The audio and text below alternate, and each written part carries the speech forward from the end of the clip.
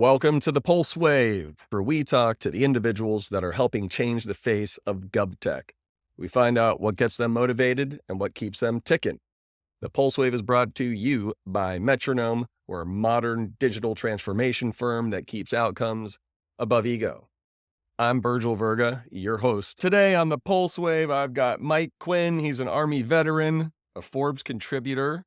He is a prolific public speaker, and not a two-timer or one-timer, but a three-time LinkedIn top voice with like some obscene amount of followers, like 360,000. And the first time a couple of times I talked to you, I didn't even realize that. But most importantly, quite frankly, other than the fact that you served our country and appreciate that, is you're prolific in assisting veterans and spouses find careers. So I'm looking forward to talking. I'm curious how you're doing today, and thanks for coming on. No, thank you, Virgil.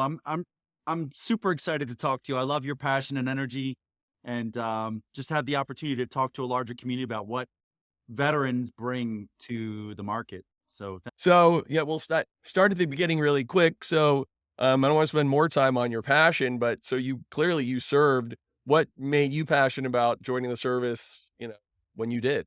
Yeah. So it's kind of silly. I really wasn't passionate about service when I joined.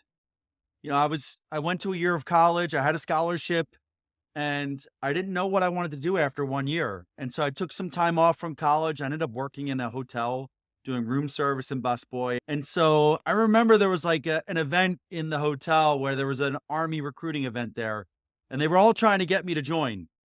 And I was like, no way, the military's not for me. And then after I watched Top Gun, I said, you know what? I want to be a pilot. And I didn't realize it was the Navy. I thought it was Air Force flying off of Navy ships. And so I made an appointment to join the Air Force. I went down there and the recruiter never showed up for the appointment. And my eventual Army recruiter was standing outside smoking a cigarette and said, come in and talk to me. And I eventually went in and looked at military intelligence. And I was like, oh my God, that sounds so interesting. And that's what led me down the road. I signed up for 5 years. I was only doing 5 years. And then when I got out, I didn't have a degree. I didn't know what I was going to do. I didn't want to go be a cop back in Philadelphia. So I re-enlisted for 3 more years to finish my degree and ended up doing 19 more. So I did 24 total years. And after that first enlistment, I fell in love with service, the mission, the people around me, the purpose. And they kept giving me more and more training, more and more education, more and more responsibility, experience. Yeah, that says a lot. I wasn't even going to get into this, but clearly there's a lot being said right now about the lack of recruiting coming into the armed services. Mhm. And I think, but when you talk about to get transitioning military members out, you need to get military members in. Right. I've been speaking to the Army and the Navy, and I've been working for about 5 years to kind of fix this issue. But I talked to him about it. And I said, the challenge is those people were holding the Army accountable for something that wasn't the Army's decision. The Army follows the decision of the commander in chief, right? So like the Army didn't decide, hey, let's go do this. So that's one piece. But the other part about it is what I'll tell you is that only 6% of the population has ever served. They don't see what the military invests in us. And the reason they don't know is something you hit on, is that the military is slow to understand that it's not about the Army, the Navy making commercials, because those are just advertisements. It's not about recruiters posting on social media, because that's just direct sales. What we need is all of our service members to be posting on their network about what they love about service. Regularly posting like, oh my God, I'm in the Navy. I just spent the weekend in Singapore. Or, here's this fighter jet taking off, or, hey, we just had this event here, or I just got my degree for free. I agree. It's real stories. And, it's interesting when I do see, ads or whatever it may be to get folks to come in, it only really talks about what you're going to do while you're in. Right. This is what can happen when you're out. I mean, me and you both know how many unbelievably successful, not just folks that went into different careers, but folks that transitioned and started companies in GovTech Yeah. and on the back of having a decently successful military career. Yeah, I mean, I was a senior executive. I'm an executive at Ernst and Young. With a BS in liberal arts, I wouldn't be there without my relationships and experience. I started my own company that's been successful so far. Yeah, I mean, there's so much that service gives us. The fact that you can go to college for free when you get out, the GI Bill. Hmm. And it's not just your tuition. They also give you money for housing. They give you money for books. And if you serve more than 10 years, you can give that to your kids. So like for me, I have two small children.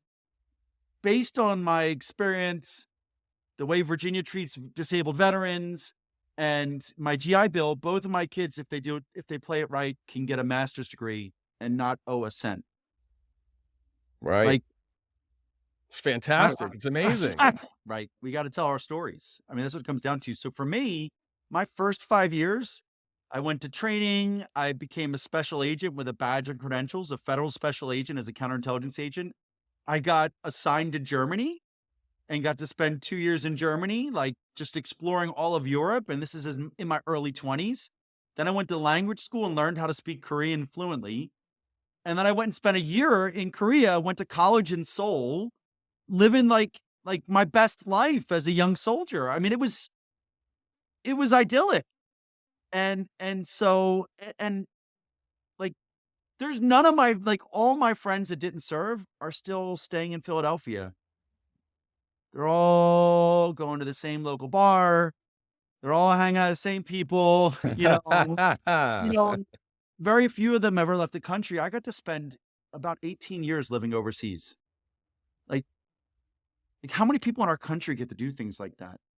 And I built relationships all over the world, right? Yeah, that's exciting. So, speaking about all the amazing things that you learned and the skill sets and the education, 24 years later, you're about to transition out and you're like, holy crap, what do I do? Right? How different is that? You know, you've got yourself again, who was in for 20 some years, degree, certifications. But then you've Mhm. also got John or Nancy who are coming out after 4 years, potentially without a degree, Mhm. and regardless of what their skill set was. That seems like a different transition to me, at least. So for the junior service members, there's a wide range of opportunities they can do. There are immensely more um, jobs that you can go in with, 1 to 2, 1 to 5 years of experience. For the retirees that have done 20 plus years, they have the safety retirement check, which, by the way, doesn't go that far in the DC area, and they have decades of experience. But the pool of jobs that are acceptable to them is much smaller. A lot of times, we're looking for something more senior, and we have decades of military culture to kind of transition from, and there's some challenges there. The key to all of this is figuring out what you want to do and what you can do, and that comes from connecting to veterans in industry. That's what I teach all the time. Like, I'm not going to tell someone how to get a career in tech. I don't tell people how to like what they should do. What I teach them how to do is to connect with veterans or supporters in industry and do career exploration, right? And not just do this job or what can I do, but really like, what do you do in that job every day? What do you like about it? What do you not like about it? Factor in that for X number of years, we've always been told what job we're getting and where we're going, You're told. right? But for the most part, like, hey, you're getting assigned to this base, this unit, this job. Like the Army tells you, the Navy tells you, right? The military trains us to be generalists. And so what you end up seeing when people start to transition is they want to list everything they've ever done. And I have to explain to them that that is not the way to find your success. And that's what scares a lot of people. They're like, hey, what if I choose wrong? And I have to explain, you get to choose. And if you choose and decide that wasn't the right choice for you, you can pivot. That's also intimidating to tell someone you are controlling your destiny. Let's figure out what it is you want to do. Every veteran has been through the transition. This is why LinkedIn's been so powerful for us, is that, if you were going to reach out and network with a stranger and you had to find something in common, like I have people reach out like, oh, I saw you're an EY alumni. I was at EY as well. And I'm like, okay, you know, Yeah. but when you're like, hey, I noticed that you're a retired Army Sergeant Major, I'm a Navy commander getting out. Like already the Bing. service, the ties that that the things that bind us together are so much stronger for veterans than any other group out there because we've all been through it. So I'll typically tell people if you could send a note to 10 veterans a day, it's like 10-15 minutes of your time. I guarantee you 3 or 4 are going to say, "Yeah, let's hop on a call." And those are 3 or 4 potentially life-changing conversations every day. You got other veterans, and there's also some other tools like SkillBridge, right? We've had several skill bridgers come in, and everybody's got different motives of what they want to accomplish during their skill bridge. Why do you think it's so valuable for transitioning military members, the skill bridge program? So you have to understand my whole reason for starting a company was because of SkillBridge. So my idea was to fill the gaps of what they couldn't do. And that's what started HireMilitary doing SkillBridge. And over the years, I have a different model.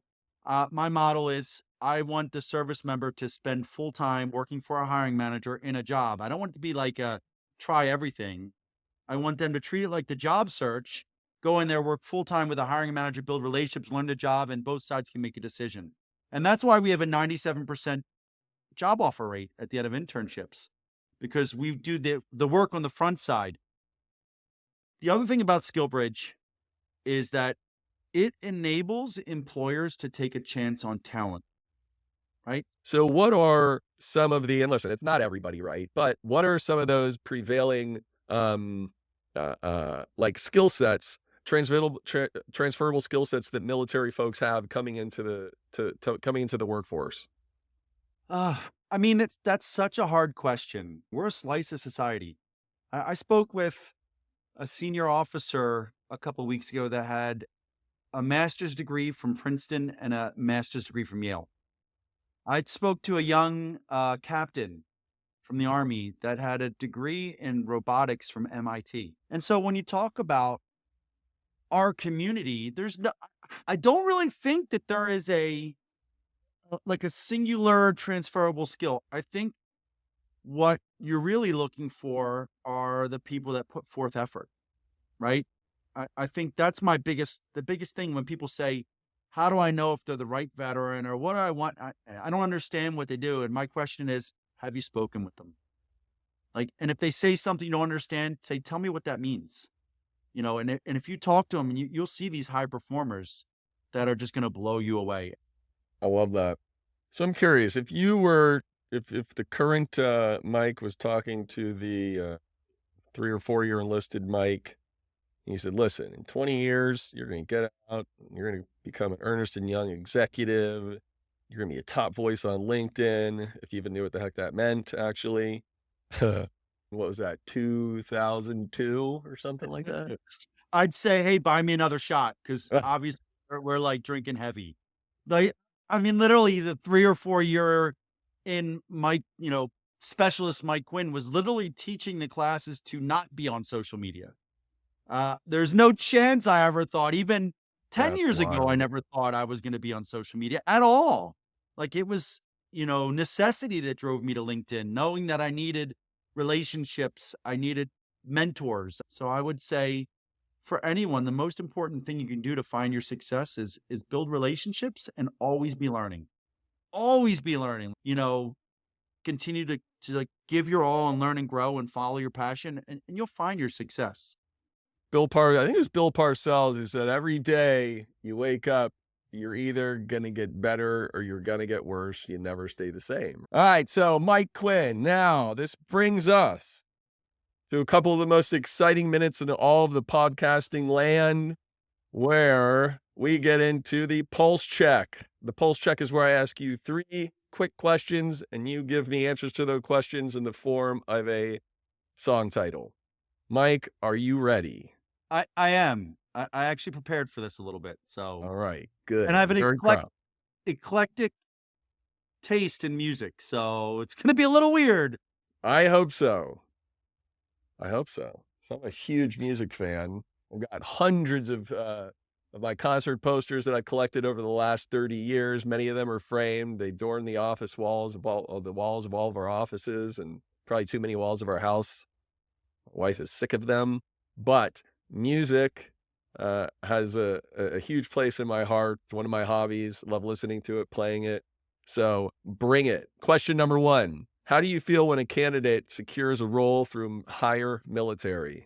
So that was the easiest one, and it's kind of corny, but it's Celebration by Kool and the Gang. You know, like that's the easiest song everybody knows, and you kind of get the little dance.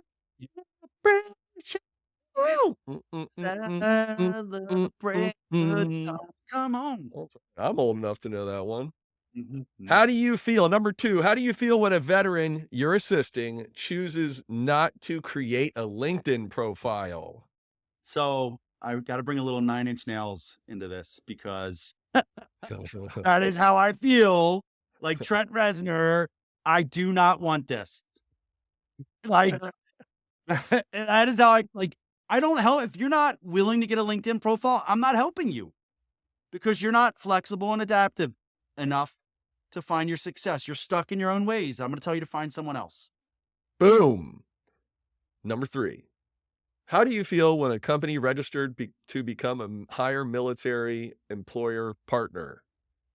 So this was, I had to look the name of the song's a little off. So it's No Such Thing by John Mayer, right? The title sounds worse, but if you listen to the words and the music and the vibe, and he's like, they love to tell you, stay inside the lines, but something's better on the other other side, side. right? So I want to run through the halls of my high school. I want to scream at the top of my lungs. Yeah, it's a good song. you're a much better singer. I should have just let you do the words, but I mean, it's all about like when you think about hiring, and everybody's like, I need this. And I have to always, when we talk, we're like, well, would you be willing to flex that for an exceptional performer, right? Get out and stop trying to color in the lines. Like, open yourself out to like incredible, diverse talent, and it's going to blow you away. And so that's where that song came in. Awesome. Well, you blew me away today. You know, there's something about engaging what you say. I have some energy. Well, man, Mike, you've got some really great energy and it just brings more out of me. It's something that's really neat how that happens. So I really appreciate that. So everybody, Mike Quinn, he's always moving forward and he helps transitioning service members and veterans and military spouses find meaningful employment through services of his very own, through services through his company. Mike, thank you so much for coming on the Pulse Wave. This was awesome. I appreciate it. Thank you, Virgil. Anytime. You got it, brother. Take care.